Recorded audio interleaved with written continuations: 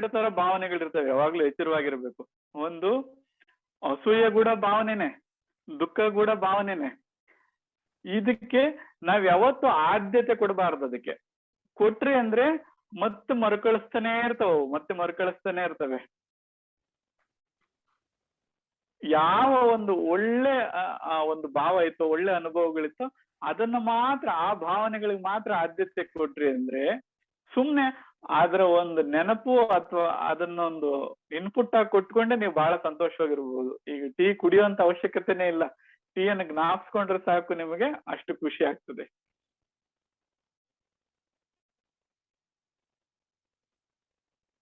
ತೃಪ್ತಿಯ ಭಾವನೆ ಅಂತ ಹೇಳ್ತೀವಲ್ಲ. ಅಮ್ಮ ವಾಯ್ಸ್ ಬ್ರೇಕ್ ಆಗ್ತಾ ಇದೀವ. ತೃಪ್ತಿಯ ಭಾವನೆ ಅಂತ ಹೇಳ್ತಾರೆ ನೋಡಿ,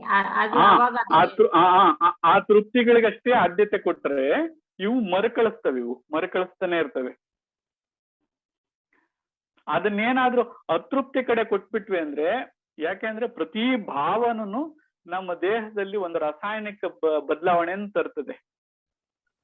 ಪ್ರತಿ ಭಾವನೆನೂ, ಕೋಪ ಬಂತ ಮತ್ತೆ ಇನ್ನ 100 ಸಲ ಕೋಪ ಮಾಡ್ಕೊಳ್ಳೋಷ್ಟು ರಾಸಾಯನಿಕ ಕ್ರಿಯೆಯನ್ನು ಉತ್ಪತ್ತಿ ಮಾಡ್ತದೆ ದೇಹದಲ್ಲಿ. ಒಂದೇ ಸಲಿನೇ ನೀವು ಕೋಪ ಮಾಡ್ಕೊಳ್ಳೋದಾದ್ರೆ ಇನ್ನು 100 ಸಲ ಫ್ರೀ. ಅದೇ ತರ ಒಂದು ಸಲ ತೃಪ್ತಿ ಭಾವನೆಯನ್ನ ಒಳಗಡೆ ಕೊಟ್ರಿ ಅಂದ್ರೆ, ಆ ಭಾವ ಏರ್ಪಡ್ತು ಅಂದ್ರೆ ಮತ್ತೆ 100 ಸಲ ತೃಪ್ತರಾಗುವಂತ ಒಂದು ಇದು ಭಾವ ಫ್ರೀ ಆಗಿ ಸಿಗುತ್ತೆ. ಅದರಿಂದ ಯಾವಾಗ್ಲೂ ಎಚ್ಚರವಾಗಿರ್ಬೇಕು. ಆ ಒಳ್ಳೆ ಭಾವಗಳಿಗೆ ಮಾತ್ರ ಆದ್ಯತೆ ಕೊಟ್ರೆ ಸದಾ ಒಂದು ಖುಷಿಯಾಗಿರೋಂತ ಅಥವಾ ಸದಾ ತೃಪ್ತಿ ಆಗಿರುವಂತ ಒಂದು ಅವಕಾಶ ಸಿಗುತ್ತೆ ನಮ್ಗೆ. ಅರ್ಥ ಆಯ್ತು ಗುರುಜಿ, ಧನ್ಯವಾದ.